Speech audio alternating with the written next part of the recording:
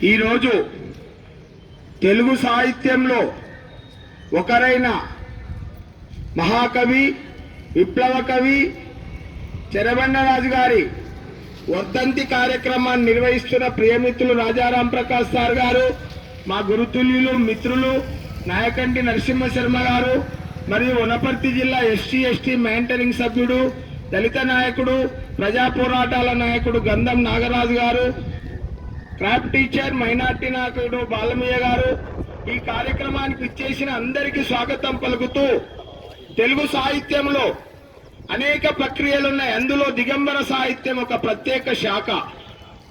ఈ దిగంబర కవులు సమాజాన్ని నగ్నంగా అంటే బట్టలు విప్పి చూపినట్లు, అందుకే దిగంబరం అంటే నగ్నం అని అర్థం. అంటే సమాజంలో జరుగుతున్న అన్యాయాలు అక్రమాలను నిక్కచ్చిగా పొల్లుపోకుండా చెప్పిన మహాకవులే దిగంబర కవులు. అందులో 6 దిగంబర కవులు తెలుగు సాహిత్యంలో చాలా ప్రసిద్ధి పొందారు.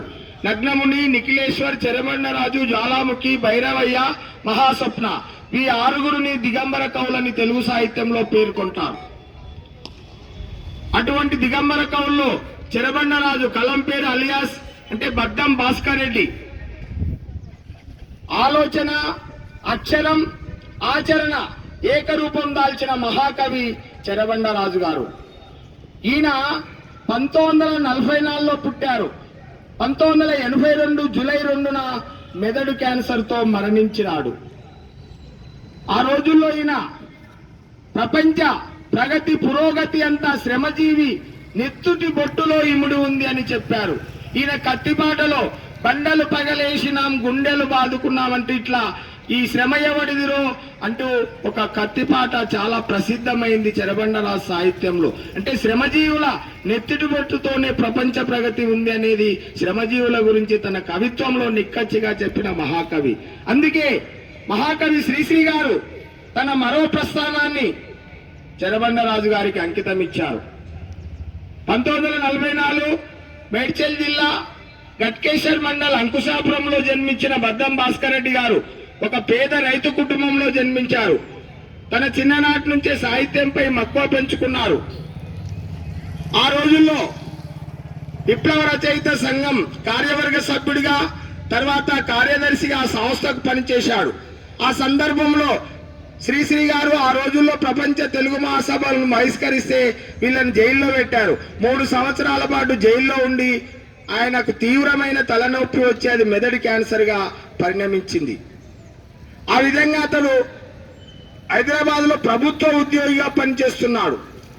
అతడు ఆ క్యాన్సర్ జబ్బుతో బాధపడుతుంటే ప్రభుత్వం అతన్ని ఉద్యోగం నుంచి తొలగిస్తే మళ్ళీ ప్రజా పోరాటాలతో అతన్ని ఉద్యోగంలోకి మళ్ళీ తిరిగి తీసుకోవడం జరిగింది. ఆయన ఒక మాట అంటాడు, అనారోగ్యం గురైతేనేమి పోరాట యోధుణ్ణి, పోరాటం డైరెక్షన్, ఆక్సిజన్ నా పాట అంటాడు. అందుకే అతని కత్తిపాటకు తర్వాత అంటే ఆ కత్తిపాట చాలా ప్రసిద్ధమైంది. ఎన్నో కావ్యాలు, కథలు, అందుకే ఆయన ఏమంటారంటూ పాట ద్వారానే ప్రజల్లో విప్లవాలు తీసుకోవడం రావచ్చు అని పాటలను ఎక్కువగా రాసిన మహనీయుడు. దిక్సూచి, ముట్టడి, గమ్యం ఇట్లా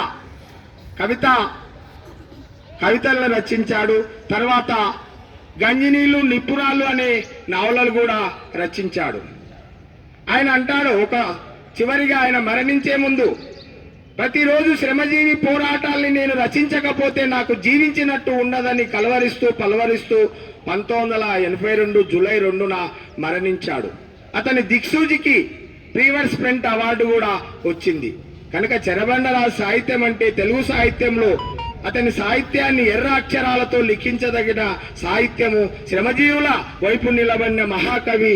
కనుక అతన్ని ప్రపంచంలో చెరబండరాజు ఒక విప్లవ కవిగా, విప్లవమూర్తిగా ఆయన కవిత్వాన్ని స్ఫూర్తిగా తీసుకుంటారు. కనుక అటువంటి మహనీయుని సాహిత్యాన్ని ప్రజలు ఈరోజు సమాజంలో జరుగుతున్న అన్యాయాలు, అక్రమాలపై ఆయన సాహిత్యం ద్వారా పోరాట స్ఫూర్తిని పెంచుకోవాలని తెలియజేస్తూ ముగిస్తున్నాను. జోహార్ చెరబండరాజుకు, జోహార్ జోహార్. జోహార్ చెరబండరాజుకు, జోహార్ జోహార్. జోహార్ చెరబండరాజుకు, జోహార్ జోహార్. కొనసాగిద్దాం మహనీయుల ఆలోచన విధానాన్ని, కొనసాగిద్దాం మహనీయుల ఆలోచన విధానాన్ని, కొనసాగిద్దాం.